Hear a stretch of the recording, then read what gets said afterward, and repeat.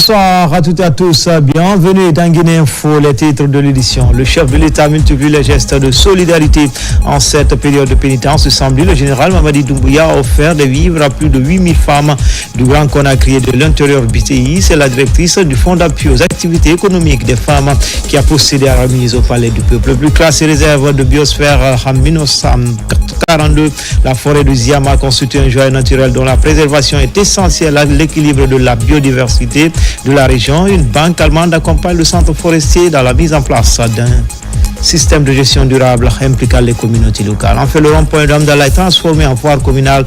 La délégation spéciale de cette commune entend ainsi donner plus de visibilité aux artisans et entrepreneurs locaux. Des produits, des articles et autres denrées de large consommation sont exposés sur place. Voilà pour le sommaire. Encore une fois, bonsoir à tous. Tout d'abord, lutte contre la corruption. Le procureur spécial près la Cour de répression des infractions économiques et financières face à la presse, Ali Touré, fait le point sur l'évolution des dossiers en cours d'instruction. Plusieurs affaires majeures impliquant des hauts commis de l'État ont été longuement évoquées. Abakar Amin Kamara, Tierno Younoussaba. Dans sa volonté de diligenter la question des affaires déférées devant la chambre d'instruction de la Cour de répression des infractions économiques et financières, le procureur spécial accompagné des membres du parquet s'est exprimé face à la presse nationale ce vendredi. La situation des dossiers reçus, dossiers en instance d'information devant la chambre de l'instruction et devant la chambre spéciale de contrôle de l'instruction, 82. Dossiers en instance devant la chambre de jugement et la chambre des appels, 48. Dossiers jugés, dont relax, non-lieu ou condamnation, 61. Parmi les dossiers jugés, 15 sont portés devant la Cour suprême. La situation des personnes mises en cause. Nombre de personnes poursuivies. Hommes, 507. Femmes, 64. Personnes morales, 112. Total, 683. Ce rapport a fait l'objet de plusieurs débats et finalement, le président de la Chambre de jugement a décidé de mettre ce rapport à la disposition du prévenu et même de la partie civile, l'agent judiciaire de l'État, pour des observations. Ensuite, nous avons le dossier ministère public et l'État guinéen contre M. Oye Guilavogui, poursuivi pour détournement de deniers publics, enrichissement illicite, blanchiment de capitaux, portant sur des montants de 94 milliards 15 287 666 francs. Il y a un second montant de 17 milliards 934 688 265. Il y a également 10 milliards de francs guinéens, 328 millions de dollars. La rencontre a permis au parquet d'aborder plusieurs sujets liés au détournement de fonds publics impliquant de hauts cadres de l'administration. Il s'agit notamment des dossiers de la douane, des impôts, de la Sotelgui et de la Banque centrale. L'affaire Air Guinée a également été évoquée. Lorsque nous estimons qu'il y a suffisamment d'éléments pour ne pas saisir un officier de police judiciaire et ne pas saisir pour enquête préalable, nous estimons que les juges peuvent se saisir directement de ces dossiers. Nous envoyons en citation directe devant la chambre de jugement pour que les magistrats connaissent ce dossier. Nous, en tant que magistrats de parquet et autres collaborateurs, c'est un devoir professionnel pour nous de travailler sur tous les dossiers que nous avons ici. C'est même un sacerdoce pour nous de le faire. Nous nous attendons à ce que les dossiers que nous avons sous la main, nous puissions les traiter conformément à la loi et qu'aucun délai de procédure ne soit dépassé. Le procureur spécial près la CRIEF a précisé que pour certains accusés traduits devant cette juridiction sont hors du pays et qu'un mandat d'arrêt pourrait intervenir contre les concernés. Le secrétaire général du gouvernement est à pied d'œuvre pour répondre aux exigences liées à la gestion de l'administration. Tamba Benoît Kamano est en mission de travail en Côte d'Ivoire pour partager les bonnes pratiques dans le perfectionnement des outils administratifs. C'est en prélude de forum international des secrétaires généraux du gouvernement prévu à Abidjan en avril prochain. Commentaire Aboubakar Diaby. Aujourd'hui, la modernisation de l'administration publique guinéenne est au centre des priorités du gouvernement. Le secrétariat général du gouvernement, maître d'œuvre du projet, attise ses collaborations à l'échelle internationale. Cette visite à l'ambassade de Guinée en Côte d'Ivoire est une illustration. La démarche consiste à renforcer les relations de coopération bilatérale, à la clé la vulgarisation des meilleures pratiques administratives. Nous sommes là dans le cadre d'une mission de travail que nous avons initiée avec le secrétariat général du gouvernement ivoirien. Cette visite s'inscrit dans le cadre du renforcement de la collaboration de travail de nos deux institutions, mais aussi dans l'organisation du prochain forum international des secrétariats généraux du gouvernement. Ceci s'inscrit dans la vision éclairée du chef de l'État, le général Mamadi Doumbouya, président de la République, qui veut repositionner la Guinée dans le concert des nations, aussi qualifier l'administration de notre pays. Cette mission technique de travail intègre aussi les préparatifs du Forum international des secrétariats généraux du gouvernement prévu à Conakry au mois d'avril 2025. Cette rencontre avec le personnel diplomatique de la CEDEAO et les représentants des communautés guinéennes locales s'inscrit dans ce registre. Cette mission va permettre à nos institutions de s'enrichir mutuellement et surtout mettre sur pied la préparation de ce grand forum qui va être organisé en Guinée sous l'impulsion du ministre secrétaire général du gouvernement. Sa visite en Côte d'Ivoire est d'autant plus importante qu'elle nous permettra de passer en revue notre modèle de travail gouvernemental. Au cours de cette mission, le ministre secrétaire général du gouvernement Tamba Benoît Kamano a été reçu en audience par le premier ministre ivoirien Robert Mbegré Mbambé.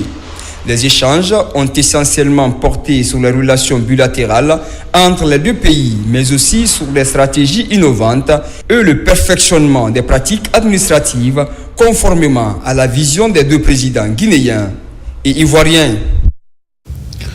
Toujours sur le continent au Bénin, l'ambassadeur de la Guinée dans ce pays a mis plus que jamais déterminé à soutenir la communauté guinéenne. Siaka Sissoko l'a réitéré lors de sa rencontre, lors de sa remise des lettres de créance au président Patrice Talon, rencontrant les Guinéens vivant à Cotonou. Il a demandé aux compatriotes de respecter les lois du pays d'accueil. Commentaire, Mamadou Saliouba. Entre la Guinée et le Bénin, les relations sont au beau fixe depuis les premières heures de l'indépendance de deux pays. Les premiers échanges ont permis d'établir rapidement une coopération dans le domaine de la formation et de l'éducation. Des points que l'ambassadeur Siaka Sissoko a évoqués avec le président béninois, dont il fait le compte-rendu à la communauté guinéenne de Cotonou. Au cours de sa rencontre avec le président Patrice Talon, le diplomate guinéen a plaidé la cause de certains ressortissants détenus au Bénin. Un geste très apprécié par la communauté. Ces ressortissants se disent satisfaits de se sentir protégés par l'État guinéen malgré la distance. C'est pourquoi ils promettent de renforcer les liens de solidarité et de fraternité qui les unissent. Dans le compte-rendu de sa rencontre avec le chef de l'État du Bénin, l'ambassadeur Siaka Sissoko est largement revenu sur les liens historiques de coopération entre Conakry et Cotonou, deux pays qui ont expérimenté très tôt les avantages d'une coopération sud-sud, terre de panafricanisme par excellence. La Guinée avait même des effigies des résistants africains sur sa monnaie. Celle du roi Béhanzin ornait les billets de 25 cili. Un hommage à ce grand résistant du Dahomey, actuel Bénin, et une vision pour un futur rayonnant entre Conakry et Cotonou. Ici à Conakry, le ministre des Transports, porte-parole du gouvernement face à la presse ce vendredi. Plusieurs sujets étaient au cœur des débats avec la presse nationale et internationale. À travers son porte-parole, Ousmane Gawal Diallo, le gouvernement apporte des précisions sur l'évolution de la transition en Guinée. Abraham Christophe Condé pour en savoir davantage. Ce point de presse est consacré au récent développement sociopolitique en Guinée. Plusieurs événements ont récemment marqué la vie politique et sociale du pays, notamment l'évaluation des partis politiques, la prolifération des discours haineux, entre autres, des questions que le porte-parole du gouvernement guinéen aborde avec transparence et précision face aux médias nationaux et internationaux. Il est important de faire en sorte que chacun comprenne qu'avec les mots simples, on peut détruire une nation. Et que la nation, c'est ce qu'on a en commun et que chacun doit veiller à ça. Dans cette période où on essaie de repositionner notre pays et de être dans toute sa dimension, le débat, le dialogue apaisé, il faut qu'on fasse attention, qu'il soit intellectuel, activiste, homme politique. Chacun doit faire attention aux propos qu'il tient parce que cela peut détruire une nation en construction. D'autres sujets d'intérêt public ont aussi attiré l'attention des hommes de médias, notamment la levée de l'interdiction des activités des partis politiques. Une décision qui permet aux partis de reprendre leur activité sous réserve du respect strict des principes de l'État, de la sécurité publique et de l'ordre social. Un parti politique qui évolue dans un pays doit pouvoir en toute transparence expliquer l'origine de ses fonds, parce que l'origine doit être licite, bien encadrée. Le deuxième point, c'est le renouvellement démocratique. C'est un comportement tout à fait normal. On ne demande pas à un parti de se soumettre aux statuts et règlements intérieurs du parti voisin. Et le troisième point qui est marqué là-dessus, c'est le respect des statuts et des règlements intérieurs que vous vous dotez librement. L'objectif, ce n'est pas de fermer un parti. L'objectif, ce n'est pas de lutter contre des grands ou des petits partis politiques. Ce point de presse qui est animé par le ministre Ousmane Gawal Diallo, porte-parole du gouvernement, a donné l'opportunité aux journalistes de poser toutes les questions liées aux avancées des activités politiques et sociales. Comme annoncé dans les titres, le chef de l'État multiplie les gestes de solidarité en cette période de pénitence. Ce samedi, le général Mamadi Doumbouya a offert des vivres à plus de 8000 femmes du Grand Conakry et de l'intérieur du pays. C'est la directrice du Fonds d'appui aux activités économiques des femmes qui a procédé à la remise au Palais du Peuple. Mamadou Salouba. Le palais du peuple de Conakry n'a pas pu contenir ces femmes et filles venues recevoir le don du chef de l'État. Très sensible aux conditions de la Guinéenne, le général Mamadi Doumbouya a choisi cette période de pénitence pour offrir des vivres à plus de 8000 femmes et filles. La directrice générale du Fonds d'appui aux activités économiques des femmes et filles et son collègue de l'ANIES pilotent la remise. Sachant que de nombreuses femmes font face à des défis considérables, notamment en matière d'accès aux ressources essentielles, le président de la République a mis un accent particulier sur certaines structures, dont le FAEF, qu'il a créé le 21 juillet 2022 pour autonomiser la Guinéenne et la sortie de la précarité et la pauvreté. Le FAEF, en partenariat avec l'ANIES, a la joie de vous transmettre ces dons en vivres offerts par notre général d'armée Mamadi Doumbouya, notre bien-aimé Mamadi Doumbouya. Vous, dont le courage, dans l'endossement du poids des responsabilités familiales et communautaires n'est plus à démontrer. Le général d'armée Mamadi Doumbouya, qui, dès les premières heures de sa gouvernance, a exprimé son désir d'accompagner les femmes de Guinée, qui sont les piliers de notre société. Ce geste de solidarité et de générosité fait par son Excellence, Monsieur le Président de la République, le général d'armée Mamadi Doumbouya, à nos mères, sœurs, filles, épouses, témoignent de l'engagement indéfectible qui est le sien pour la cause de la femme guinéenne. Venues de Conakry et de l'intérieur du pays, ces femmes, très touchées par le geste du chef de l'État, reçoivent les bons de vivre. Un acte de générosité qui donne du sourire aux bénéficiaires à cette période de Ramadan et de Carême. Nous, femmes de Massanta, nous sommes comblées d'un réconfort moral du fait que dans l'histoire de notre pays, c'est la première fois qu'on nous fait appel pour nous faire des dons, surtout en ce mois saint de Ramadan et du Carême, que Dieu a fait une coïncidence. C'est pour cela, ce cadeau fait en ce mois de Carême, chacun prie, nous femmes de Massanta, et je sais que partout ailleurs, prions que ce qu'il a commencé, c'est-à-dire le général Mamadi Doumbouya, qui l'achève en apothéose pour le bien-être.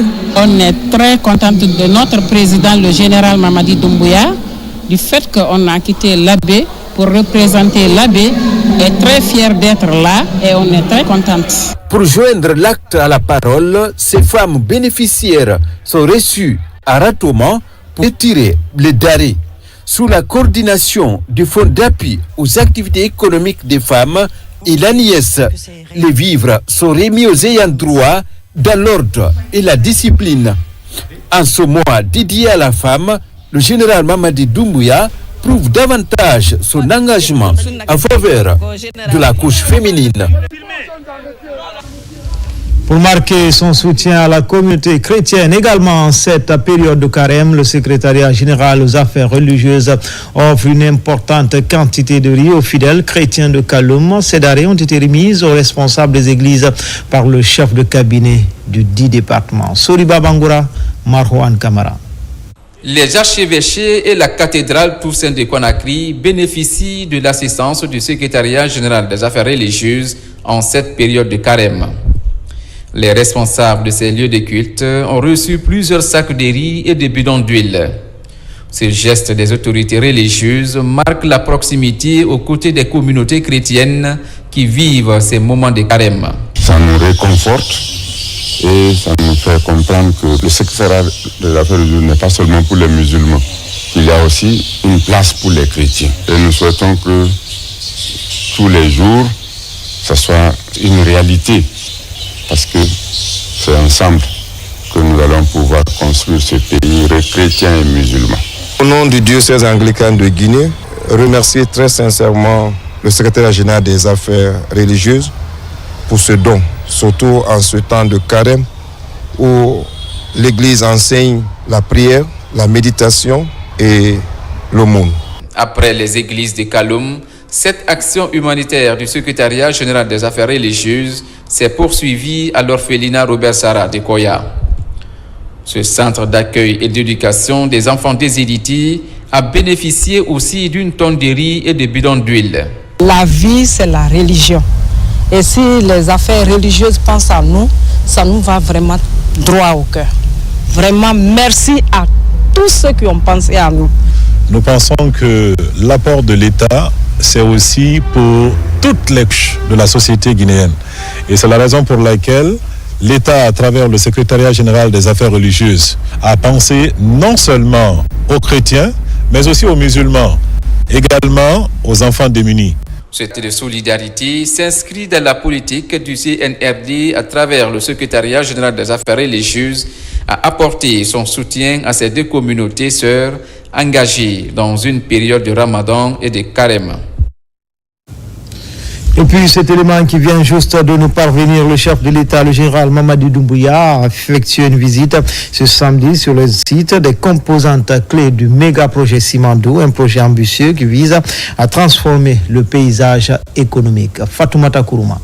Le chef de l'État, son Excellence le général Mamadi Doumbouya, a effectué une visite marquante ce samedi 22 mars 2025 sur les sites de deux composantes essentielles du méga-projet des mines de Simandou, avec des infrastructures cruciales telles que les rails et le port minéralier multi-usagers et multiservices de Morebaya.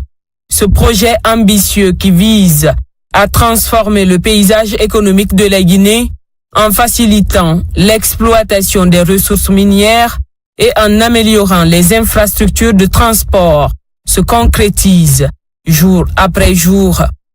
C'est aux environs de midi que le bateau transportant le chef de l'État, son Excellence le général Mamadi Doumbouya, a accosté au quai du port de Morebaya où l'attendait une délégation gouvernementale incluant le ministre secrétaire général et porte-parole de la présidence, le général Amara Kamara, le ministre directeur de cabinet de la présidence et président du comité stratégique de Simandou Djiba Diakité, ainsi que plusieurs ministres clés du gouvernement guinéen. Des ambassadeurs, des partenaires techniques et financiers, ainsi que des cadres de l'administration publique guinéenne ont également pris part à cette cérémonie collective.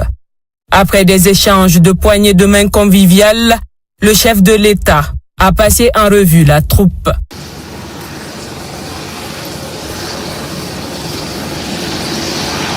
La visite a débuté par une inspection des infrastructures du projet Simandou sous la responsabilité de la compagnie du Transguinéen CTG, un partenariat de l'État guinéen avec les partenaires industriels. Guidé par des experts passionnés, le président de la République a découvert les 150 km de rails déjà produits sur les 650 prévus, reliant Forêt-Caria à Beila, avec déjà 100 km de béton armé sur le long du corridor. Ces rails, fabriqués avec des aciers de type A, témoignent d'un savoir-faire exceptionnel et d'une qualité optimale.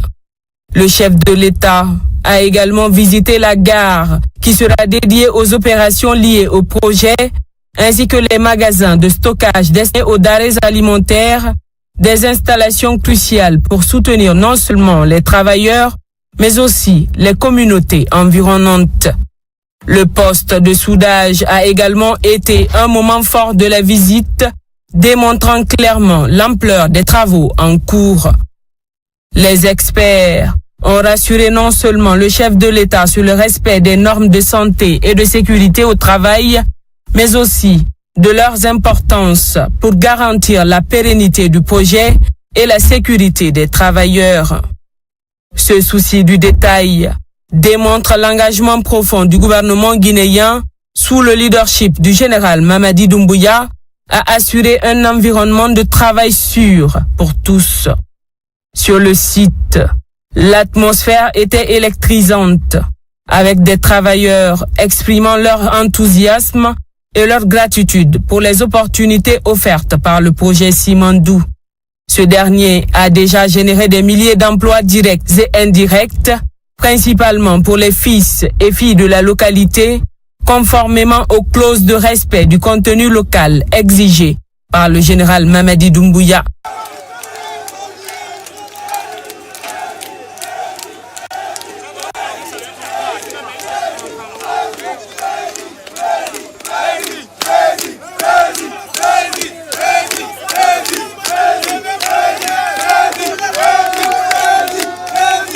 La visite s'est poursuivie au quai minéralier de Winning Consortium Simandou WCS, un point stratégique pour l'accostage des barges. Là, le président de la République a pu observer les installations conçues pour faciliter l'exportation des ressources minières, un maillon essentiel de la chaîne logistique du projet qui ouvre les portes des marchés internationaux. Cette visite du président de la République sur les installations du port de Morebaya et des rails marque également le lancement des travaux de bitumage de la route reliant le corridor Simandou à la nationale numéro 4. C'est une étape considérable dans la progression du projet et une illustration puissante de l'engagement du gouvernement guinéen envers un développement socio-économique durable et responsable pour les 15 prochaines années de notre pays. Le soutien accordé aux communautés locales et la création d'emplois sont des éléments clés qui sont au cœur de cette initiative présidentielle. Le président du Conseil national de la transition en communion avec les fidèles en cette période de Ramadan, Dr Dansa Kourouma, était avec les citoyens des communes de Lambani, Matoutou et Bissia pour la rupture du jeûne, une rencontre qui a regroupé acteurs locaux et représentants des structures de jeunesse, de femmes ainsi que les responsables religieux. Abdoulaye Ngilande Diallo. Fidèle à son engagement, Dr Dansa Kourouma multiplie sans relâche ses pas auprès des populations guinéennes, surtout en ce mois béni. Il s'agit pour lui de partager le repas collectif avec les citoyens de toutes les communes de Conakry. À Lambagny, tout comme à Matoto et à Gbessia, le président du CNT, à la tête d'une délégation de son institution, vient rompre le jeûne avec les populations de ces différentes communes de la capitale. Pour ne pas qu'on sente les différences entre riches et pauvres, pour ne pas qu'on sente les différences entre chefs et populations.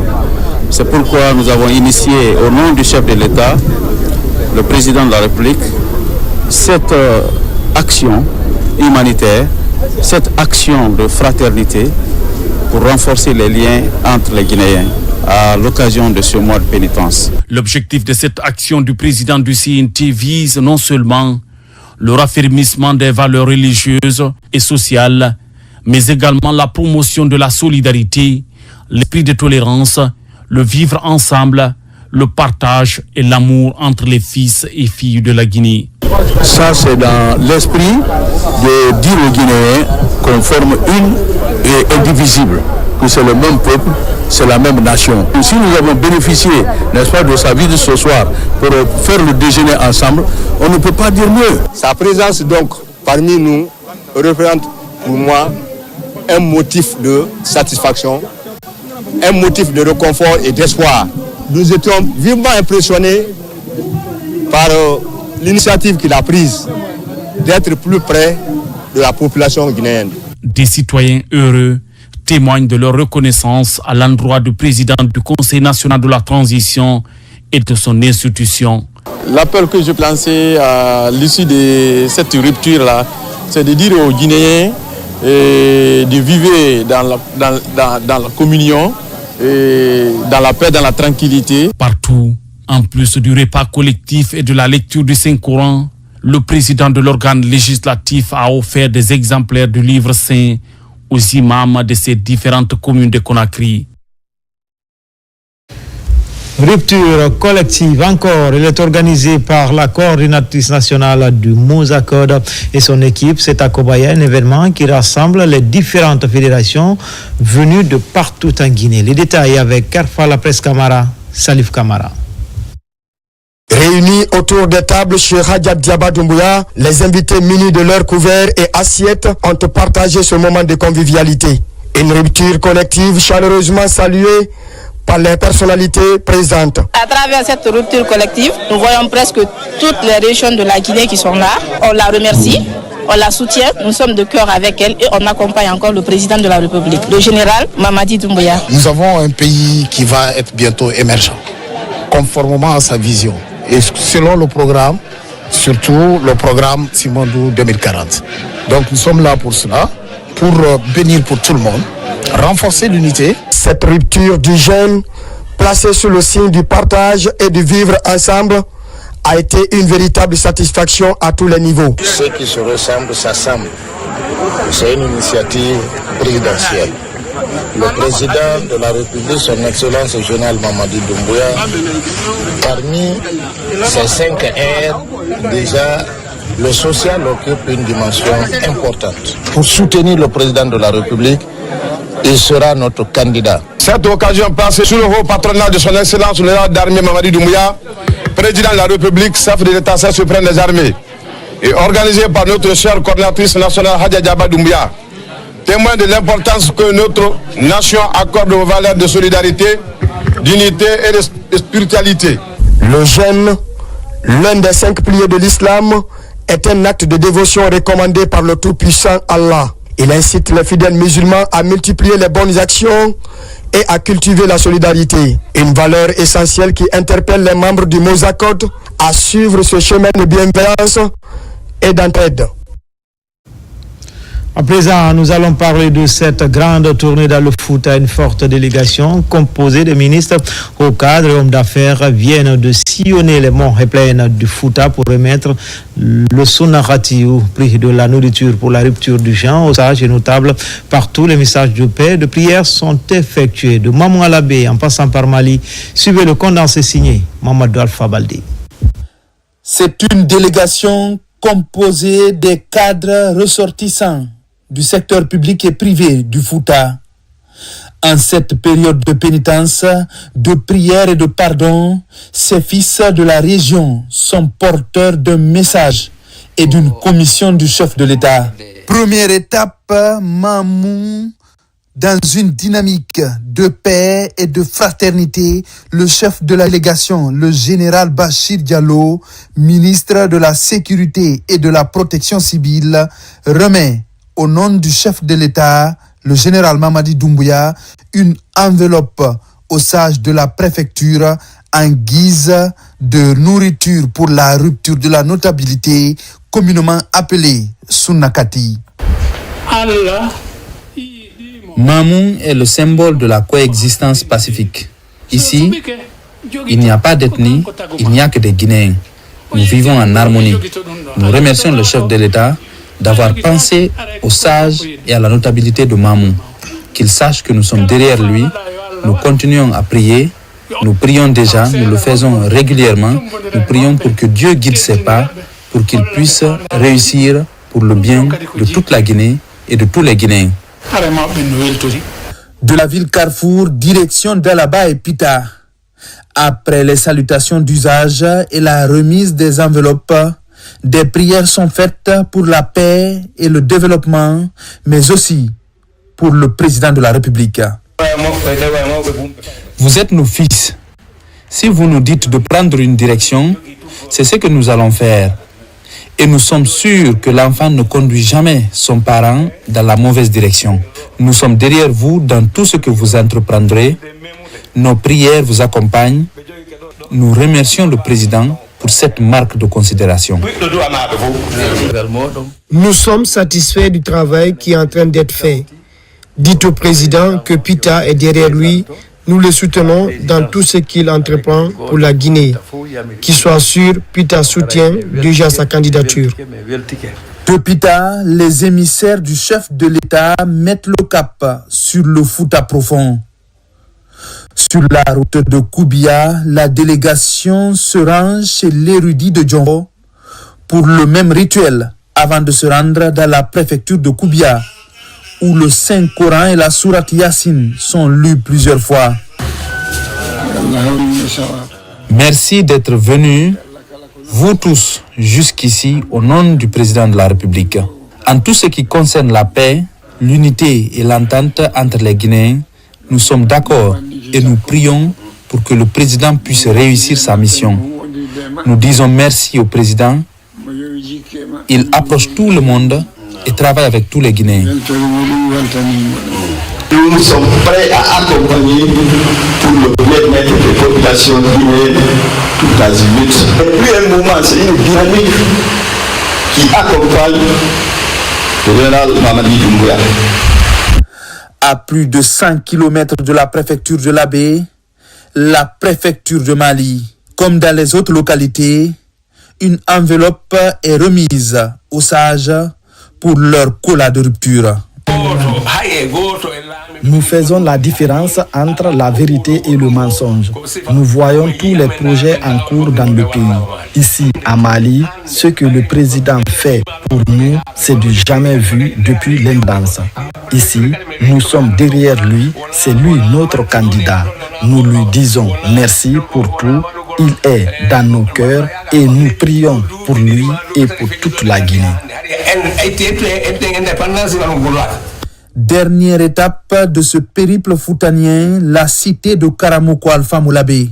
Après la visite chez l'imam de la grande mosquée de l'Abbé, la délégation est reçue à la case de Tcherno Ali Boubandian, où se tient la 98e ziara de l'érudit, mort il y a plus d'une centaine d'années. Là aussi, avant la grande prière du vendredi, des prières pour la paix et l'unité, pour que Dieu guide le président dans ses œuvres pour le développement de la Guinée sont faites. Nous apprécions à sa juste valeur le geste du chef de l'État en cette période particulière. Ici à l'Abbé, nous prions pour tous les Guinéens, nous prions pour le chef de l'État. Quand tu pries pour le chef de l'État, tu le fais pour toi-même, nous le faisons et nous continuerons à le faire. Porteur d'un message du chef de l'État, un message de salutation amicale, de respect et de considération envers nos vénérés sages et érudits du Fouta. Nous étions également porteurs d'une enveloppe pour sa contribution pour le mois de Carême. Au cours de cette mission, le moment était opportun pour rappeler partout où nous sommes passés l'engagement total et inconditionnel du chef de l'État pour la promotion du bien-être des populations, du développement, mais surtout de la paix et de la quiétude. Et partout où nous sommes passés, le message le retour à ce message était unanime. Parce qu'ils ont vu des écoles qui poussent partout, des hôpitaux qui sortent de terre, des écoles, de l'eau, de l'électricité. Il y a des préfectures qui n'avaient jamais eu d'eau, d'électricité ou de projet de bitumage de leur ville. A rappelé que des délégations se sont rendues dans plus d'une dizaine de préfectures du Fouta. Partout, elles ont transmis le message de paix et d'unité du général Mamadi Doumbouya. Pour être plus complet, dans cette tournée, plus de 1000 sacs de sucre et de riz ont été aussi offerts dans la même dynamique par le chef de l'État à la préfecture de l'Abbé. Et puis la direction générale de la Caisse nationale de sécurité sociale informe les pensionnés qu'à raison de la fête de Ramadan, les pensions de retraite et de réversion de l'échéance d'avril 2025 seront versées de manière anticipée. Le paiement commencera le mardi 25 mars 2025 à partir de 8h00 sur toute l'étendue du territoire national. Les paiements se dérouleront selon le calendrier ci-après. Au siège de la direction générale Kouléoundi Kaloum, journée du mardi 25 mars 2025, retraités des banques, des compagnies d'assurance, de la SOTEDGI, de la CNSS, du syndicat des retraités et des sociétés minières ACG Conakry, CBK Conakry et CBG Conakry. Journée du mardi 26 mars 2025, retraités du lot 1 au lot 193, lot des invalides, journée du vendredi 28 mars 2025, pension de réversion retardataire dans les agences et antennes préfectorales du mardi 25 mars au vendredi 28 mars 2025 pour l'agence de Matoto, journée du mardi 25 mars 2025, lot 1, lot 2, journée du mardi 26 mars 2025, suite du lot D et du lot 3, journée du vendredi 28 mars 2025, lot 4, retardataire et fin de programme à Matoto. Les pensionnés qui reçoivent leur paiement par virement bancaire, mobile ou cash minute sont invités à se rendre à leur banque ou à vérifier leur compte mobile dès le mardi 26 mars 2025, dès le mardi 25 mars 2025 pour recevoir leur pension de retraite. La direction générale de la CNSS s'est comptée sur la bonne compréhension de l'ensemble des pensionnés. Conakry, le 20 mars 2025, le directeur général Bakary Silla. Dans le reste de l'actualité et dans les préparatifs du lancement d'une opération de recensement biométrique sur le territoire national, le gouvernement, à travers le ministère de l'administration du territoire et de la décentralisation, vient de doter les différents coordinateurs du programme national de recensement administratif à vocation d'état civil PN-RAVEC d'Angers Roulant. Il s'agit de faciliter la supervision des opérations d'enrôlement biométrique dans les localités les plus reculés. Amadou Touré, Abdourazak Souma.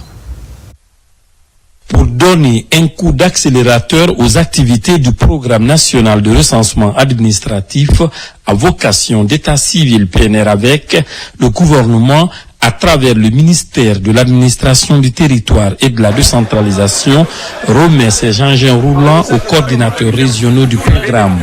La démarche vise à booster les initiatives d'enrôlement biométrique dans les régions du pays. C'est un grand bonheur pour nous que de donner justement ces moyens à ces coordinateurs aujourd'hui qui va leur permettre de dérouler sur le terrain et de joindre tous les points de notre pays pour justement véhiculer le bon message, sensibiliser les populations, orienter les populations en vue de l'échéance qui nous attend, c'est-à-dire celui de faire le recensement administratif à vocation d'état civil. À partir d'aujourd'hui, cette mission qui nous a été assignée, nous allons le faire avec brio et avec la plus grande attention au sein de nos différentes préfectures. Le secrétaire général a exprimé l'engagement du gouvernement à répondre efficacement aux attentes des populations relatives à l'exécution correcte du PNR-AVEC. Ces coordinateurs préfectoraux sont en charge de mettre en œuvre tout ce qui concerne les activités du programme dans les 33 préfectures du pays.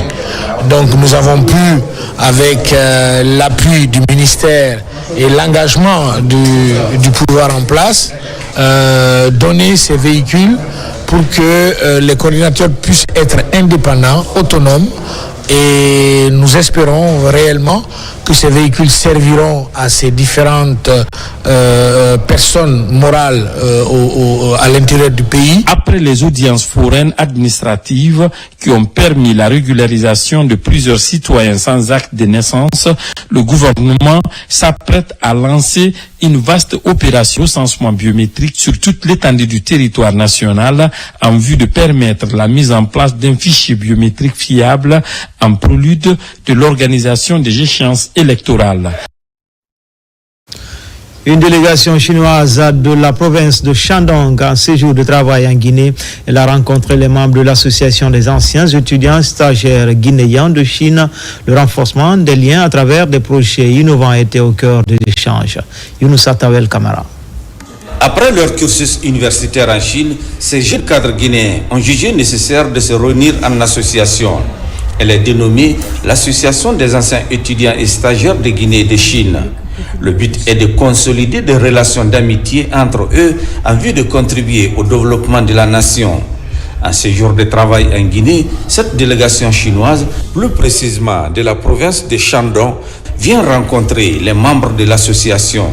Les échanges portent essentiellement sur le fonctionnement de la structure, mais aussi le renforcement des relations d'amitié entre la Guinée et la Chine. Shandong s'est déplacé cette fois-ci pour venir en Guinée et a mis dans son portefeuille de rencontrer les anciens étudiants ici présents à Conakry.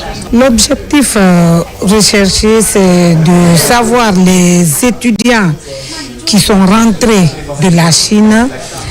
Au fait, qu'est-ce qu'ils font exactement en Guinée?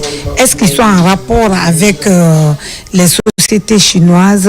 Ravis de cette visite, les membres de l'association ont expliqué à la délégation les temps forts de leur formation en Chine et des bonnes relations qui existaient entre étudiants guinéens et chinois. Nous sommes très émus pour avoir écouté les avis et les conseils de tout le monde, de tous les membres de cette association, et puis tout le monde maîtrise bien la langue chinoise et vous avez établi un pont entre la Chine et la Guinée. On va faire notre mieux pour poursuivre ces échanges et promouvoir notre coopération dans le futur. L'Association des anciens étudiants et stagiaires de Guinée et de Chine regroupe plus de 200 membres qui font actuellement la fierté de la Guinée dans les établissements publics et privés du pays.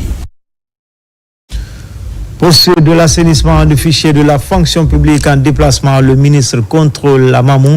Première étape de cette tournée, la présence des agents de l'État à leur poste dans certains secteurs sensibles comme l'éducation et la santé. Cette supervision consiste à recenser les cas d'abandon de poste et retraités toujours en activité. Moussa Namina Keita, Mamadi Terran Kamisoko. Depuis quelques jours, le ministère du Travail et de la fonction publique a lancé une vaste opération de contrôle des agents à leur poste dans les secteurs sensibles de l'éducation et de la santé sur l'ensemble du territoire national. Pour s'assurer de la mise en œuvre correcte de cet ambitieux programme, le ministre Faya François Bourounou conduit une mission à Mamou. Dans la ville Carrefour, la liste de tous les fonctionnaires déployés est passée au peigne fin devant les responsables sanitaires et éducatifs. Aucune école ne sera laissée cette fois-ci. Donc école par école, centre de santé par centre de santé, dispensaire par dispensaire, pour contrôler les enseignants qui travaillent dans ces écoles et leur niveau de régularité. Les agents de santé aussi affectés qui sont à leur poste, qui travaillent régulièrement à ces postes. Parce que c'est vrai, on a fait la biométrie, mais pendant la biométrie, il y a encore quelques malins qui ont pu vraiment se faufiler dans les mailles du filet. Et cette fois-ci, le contrôle physique dans les lieux de travail va permettre de connaître qui travaille, qui ne travaille pas. Cette opération de ratissage viendra consolider les résultats de la biométrie et relever des insuffisances de personnel s'il y en a. C'est une action qui a un grand intérêt pour nous les enseignants. Parce que comme l'a si bien dit Monsieur le ministre, il y a des gens, depuis qu'ils ont été engagés à la fonction publique, l'État les paye, mais ils ne sont jamais en poste en fait. Bon, ça s'est très bien passé. Tous les dossiers qu'on m'a demandé, j'ai tout fourni et je n'ai eu aucun problème. J'ai été très bien recensé. L'autre pan de cette tournée du ministre du Travail et de la fonction publique est la situation des retraités. Plusieurs d'entre eux continuent encore à occuper leur poste en violation flagrante de la loi. Et je sais que c'est la réalité dans d'autres régions également. Il y a des personnes mises à la retraite qui continuent à travailler. Ce n'est pas normal, c'est une grave anomalie administrative qu'il faudra corriger le plus rapidement possible. Cette première phase de contrôle de présence ne concerne que les agents de la santé et de l'éducation. L'inspection générale de l'administration publique, IGAP, est invitée à élargir prochainement la campagne à tous les autres services publics du pays. Toujours en province, les travaux de construction des locaux de la direction régionale du Trésor sont lancés à Kankan. Plusieurs cadres étaient mobilisés pour cette initiative portée par le ministère de l'Économie et des Finances. L'objectif est d'améliorer les conditions de travail des cadres affectés dans la région et d'offrir un service de qualité aux citoyens. Et là, Fodé Bankali Fofana est notre correspondant permanent dans la région. Ici, au quartier Aviation, le lancement des travaux pour la construction de la trésorerie régionale de Kankan, marqué par cette pose de la première pierre par les autorités régionales et préfectorales avec les cadres déconcentrés du ministère de l'Économie et des Finances. Cet édifice, dont nous lançons aujourd'hui officiellement les travaux, est bien plus qu'un simple bâtiment. Il symbolise l'engagement de l'État en faveur d'une administration financière moderne, performante et proche des citoyens. Au nom de Soliman Multiservice, entreprise en charge de la réalisation des travaux de construction du bloc administratif du Trésor public et le logement de fonction de trésorerie de Kankan. Cet édifice sera construit sur une superficie de 3000 mètres carrés avec un délai de réalisation de 12 mois. La modernisation d'urgence de nos trésoreries témoigne de l'importance que le ministre de l'Économie et des Finances accorde à la décentralisation et au renforcement de capacités des services financiers dans nos préfectures et régions. Nous sommes convaincus que ce bâtiment, une fois achevé, apportera une réelle valeur ajoutée car il renforcera le lien social et participera au développement économique de notre pays.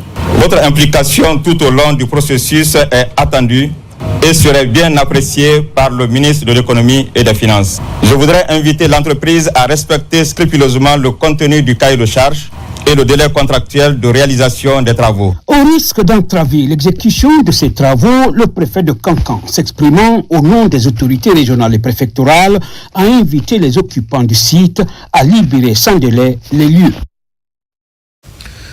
Classée réserve de biosphère en 1942, la forêt de Ziama constitue un joyau naturel dont la préservation est essentielle à l'équilibre de la biodiversité de la région. Une banque allemande accompagne le centre forestier dans la mise en place d'un système de gestion durable impliquant les communautés locales. C'est dans ce cadre qu'un atelier de consultation et de restitution des résultats de l'arpentage des bas-fonds est organisé. Mohamed Saloupaï, Mohamed Lamine Diallo.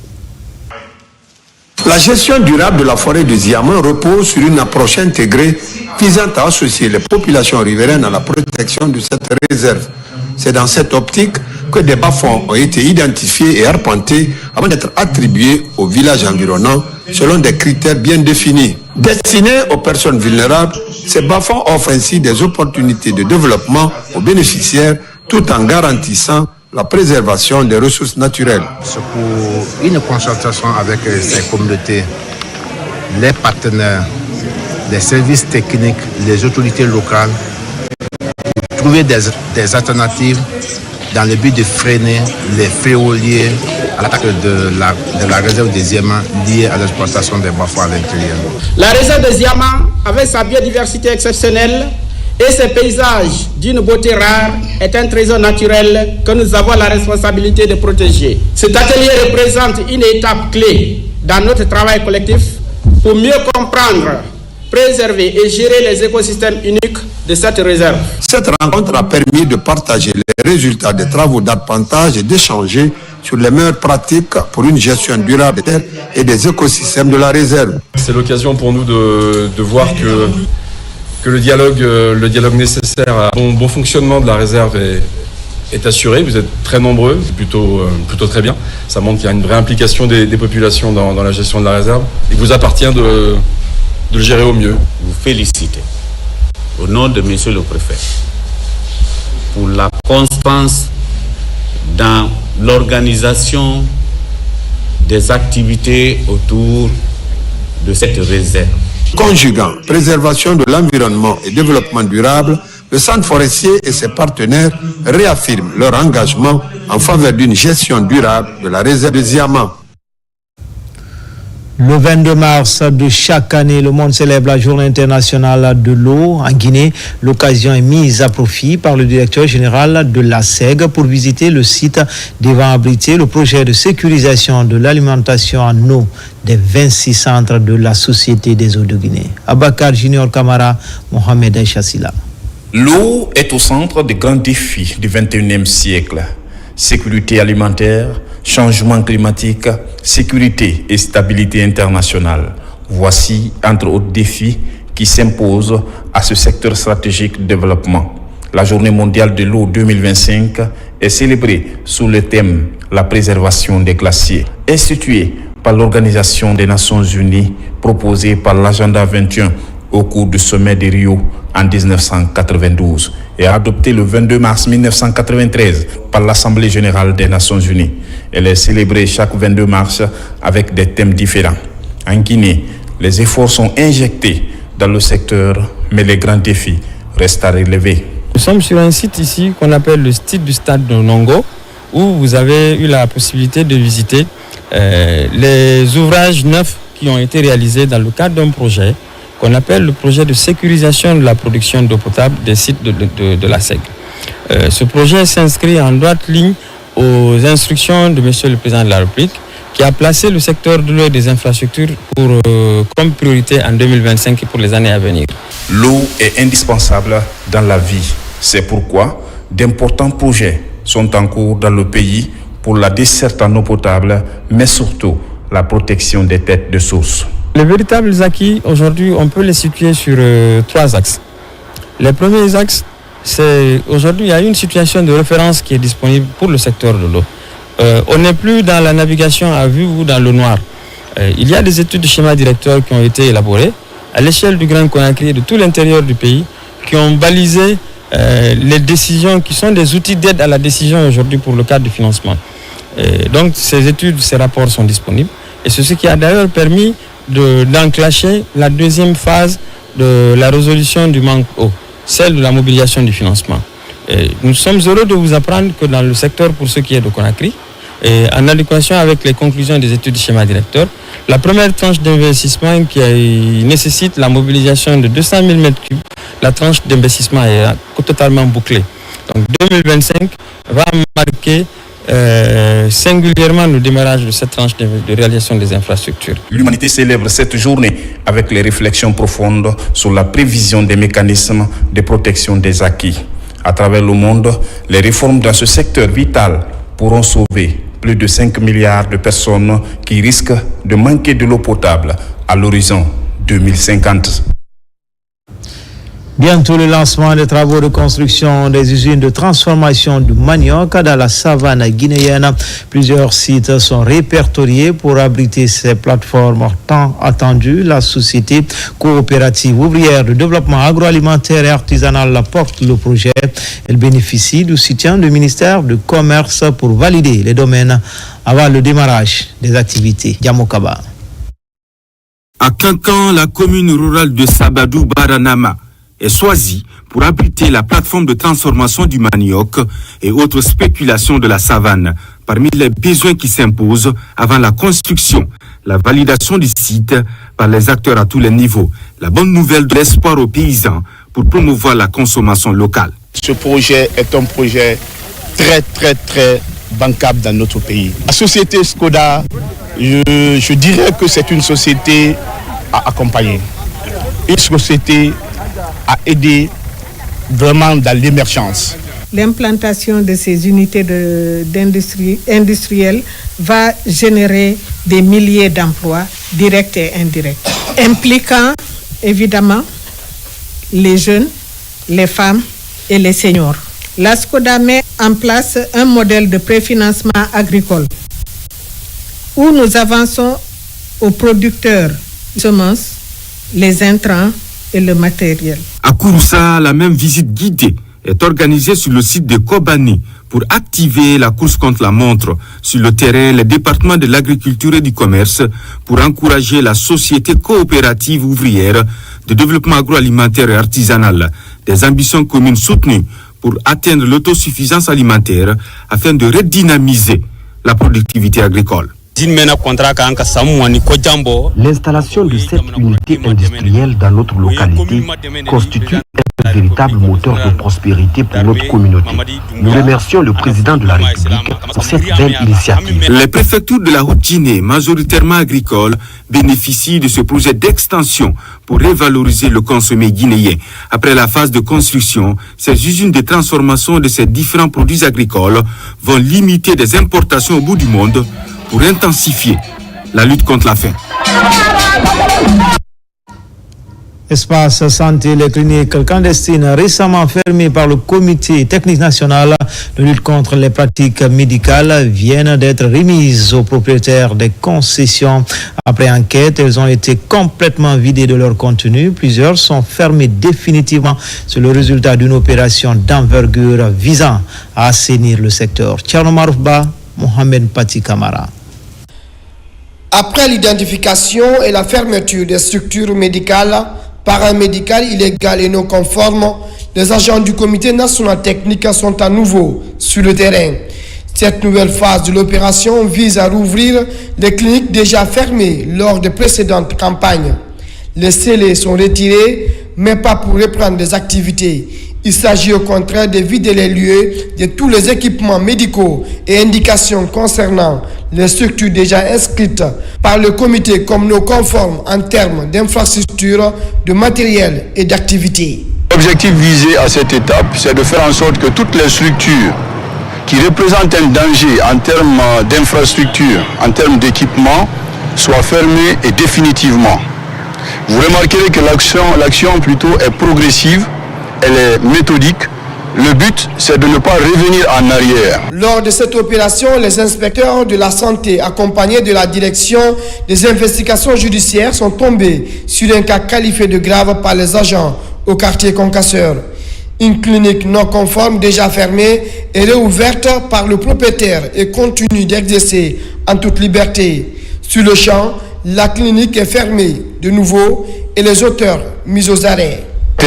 Ça dépasse maintenant l'aspect administratif. Comme vous le savez, on n'est pas seul sur le terrain. Nous sommes avec la direction centrale des investigations judiciaires. Cette unité de la gendarmerie va se charger maintenant de la suite parce que là, c'est purement judiciaire maintenant.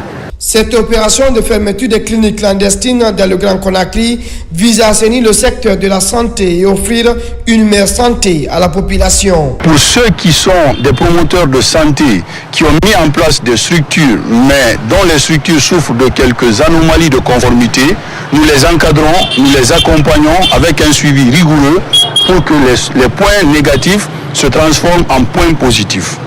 Depuis décembre 2024, début de cette opération d'identification et de fermeture, 150 structures ont fait l'objet de visites des équipes de terrain et 70 parmi elles ont été fermées à Conakry. C'est une bonne nouvelle pour les populations de Sankara avec la pose de la première pierre de la centrale de production d'oxygène médical de l'hôpital régional de Farana. L'édifice, une fois construit, va renforcer les capacités de l'hôpital à répondre aux urgences sanitaires. Plus de précision avec notre équipe basée dans la région Ibarama Oulem Foufana, Silati Kourouma. À l'hôpital régional de Farana, un vent de renouveau pointe à l'horizon pour le bien-être des habitants du Sankara. Il s'agit de cette pose de la première pierre de la centrale de production d'oxygène médical, une initiative du ministère de la Santé qui va renforcer la prise en charge des patients des services de réanimation, de la pédiatrie, de la médecine interne et de la maternité. Beaucoup de nos compatriotes ont perdu la vie par manque d'oxygène dans les structures sanitaires. Si nous avons cette opportunité aujourd'hui, que cela soit produit au sein de la structure hospitalière principale de la région, c'est rassurer les citoyens, assurer la sécurité sanitaire des citoyens. Lorsque nous allons avoir notre centrale d'oxygène, de production d'oxygène médical, ça va améliorer de façon très considérable la prise en charge de nos patients, surtout au niveau de la maternité, de la pédiatrie, de la réanimation et même de la médecine interne. C'est une centrale de production d'oxygène médical qui va désormais améliorer le système de santé de toute la région de Farana. Quand on perd la santé, on a perdu tout. Et mieux, en tant que collectivité, nous avons beaucoup d'estime sur les résultats que tout autre indicateur. C'est un projet d'installation de 4 générateurs d'oxygène médical et nos édifices de deux qualités. Nous avions un grand bâtiment qui est dû à l'oxygène et aussi accompagné par un abri groupe et aussi carburant. C'est une infrastructure moderne qui va bientôt sortir de terre pour sauver des vies. Une vision du président de la République, le général Mamadi Doumbouya, pour la santé et le bien-être des Guinéens. Lutte contre le cancer du sein avec cette contribution des femmes du CNT au centre hospitalo universitaire d'Onka. Ils ont organisé une journée de sensibilisation et soutenu financièrement une malade en attente de traitement. Une occasion pour le centre d'inviter toutes les femmes à venir se faire dépister, notamment ce mois dédié aux femmes. Par ailleurs, les responsables de l'hôpital annoncent le début à partir de ce lundi de la prise en charge chirurgicale des malades atteints de cancer. Selon les spécialistes, les cancers féminins représentent 60% des cas diagnostiqués dans les structures hospitalières du pays. En ce mois dédié à la couche féminine, les femmes du CNT s'impliquent dans la sensibilisation. En ce mois de la femme, faisons de la santé féminine une priorité. Chaque femme mérite d'être informée, accompagnée et soignée. Le cancer du sein est plus fréquent chez la femme. Pourtant, détecté à temps, il peut être guéri dans 90% de cas. C'est pour ça que nous devons rappeler l'importance du dépistage. Je voudrais vous dire que l'hôpital national d'Onka continuera à accompagner les femmes dans la lutte contre le cancer du sein et du col de l'utérus. Et nous sommes heureux d'accueillir le service de chirurgie cancérologique à l'hôpital national d'Onka à partir du lundi 24. Et ça, c'est une très très belle chose. Ça va nous permettre encore de dynamiser cette lutte contre le cancer. Les facteurs de risque du cancer du sein et les méthodes de prévention sont expliqués. Pour l'ONG Savifem, Sauvons la vie des femmes, l'intervention des femmes du CNT va être décisive pour faire avancer la lutte contre le cancer. La population est moins informée et moins sensibilisée sur cette maladie et c'est pour ça que les femmes parlementaires ont voulu initier cette journée de sensibilisation et profiter de cette opportunité pour assister une femme qui est en attente de traitement de son cancer depuis plus de 6 mois. C'est très important pour nous que le message soit véhiculé aux femmes pour pouvoir éviter ces maladies-là et faire des plaidoyers, bien sûr, au niveau du CNT pour qu'ils puissent nous accompagner. Après la sensibilisation, les femmes du CNT ont rendu visite au triplet du couple Camara qui bénéficie d'un suivi à l'INSEE. Une enveloppe financière a été remise aux parents venus de Fria et un engagement a été pris pour davantage œuvrer dans le sens de la santé maternelle et infantile en œuvrant pour améliorer les structures de santé. La prévention contre les épidémies en Guinée, l'Agence nationale de la sécurité sanitaire mène la croisade des médecins, chefs, pédiatres et autres acteurs du secteur se concertent pour la mise à niveau des protocoles d'intervention. L'idée est d'intervenir en cas de pathologie à potentiel épidémiologique. Yaya Silla. Ils sont des médecins, chefs des CTP, des urgences et ceux des pédiatries à prendre part à cette formation sur la prise en charge des pathologies à potentiel épidémique. Il s'agit d'une activité qui est inscrite dans notre PAO de l'année 2025 au niveau du département prise en charge de l'ANSS. Donc notre objectif, c'est de renforcer la capacité des agents de santé, à savoir les CDP, pédiatrie et urgences, sur la prise en charge des cas graves des maladies à potentiel épidémique. Le ministère de la Santé a initié cette formation à travers l'ANSS pour faire des révisions, renforcer les capacités pour que tout le monde soit capable de détecter à temps les cas suspects de maladies à potentiel épidémique et de prendre en charge correctement pour nous éviter les épidémies. Depuis, l'Agence nationale de la sécurité sanitaire multiplie les formations des cadres et agents afin d'éviter les imprévus en matière de prise en charge. Il y a de la nouveauté parce qu'à chaque fois que le temps évolue, les documents sont mis à jour, les nouveaux protocoles sont aussi mis à la disposition de ces personnels. Donc c'est pour cette raison que nous sommes rassemblés ici pour apprendre à ces médecins la prise en charge des cas graves.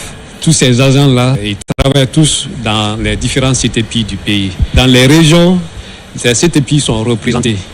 Et chaque CTP est représenté par au moins 2 ou 3 agents dans la salle ici. Et cette formation touchera tous les volets concernant la prise en charge de ces différentes pathologies que nous gérons dans nos CTP. La Guinée a été le théâtre de plusieurs épidémies ces dernières années. La dernière en date fut le Covid-19. Culture co-dédicace de 2 manuscrits rédigés par 2 voix féminines à quelques heures des 72 heures de livre. En Guinée, la commission d'organisation dévoile certains ouvrages. Il s'agit de Ramatoulaye Camara et Diaka Camara, respectivement co-présidente du comité d'organisation et commissaire général de l'événement. Une première expérience pour ces dames, source d'inspiration et modèle de réussite. Nabila Moussa Camara, Isiaga Camara. Après leur tournée en Europe pour accompagner la candidature de Conakry, ville créative de l'UNESCO, Ramatoulaye Camara et Diaka Camara ont, à l'occasion de la cérémonie de co-dédicace de leurs ouvrages, donné des explications sur leur mission de travail et les préparatifs de l'événement Les 112 heures de livre. Je pense que c'est une première dans notre pays que 2 femmes décident d'écrire et décident de présenter leur ouvrage le même jour dans la même salle. Pour nous, c'est exceptionnel. Elles ont fait un travail magnifique, un travail de qualité qu'on veut mettre à la disposition du public guinéen. Inscrire la Guinée dans les grandes rencontres mondiales littéraires en mettant l'accent sur la contribution de la femme guinéenne dans l'activité d'écriture, telle est la vision des membres du comité d'organisation de la 17e édition des 112 heures de livre. Dans nos valeurs africaines, dans nos traditions, les mamans occupent une place centrale dans l'éducation des enfants. Et donc, à travers mon livre, je relate le parcours de ma mère, qui est le parcours d'une enfant qui a perdu très tôt sa mère, un parcours d'une orpheline qui a, par son courage, par son humilité et par son entêtement, réussi à surmonter les épreuves de la vie. Nous voulons que cette jeune génération s'inspire des modèles de chez nous.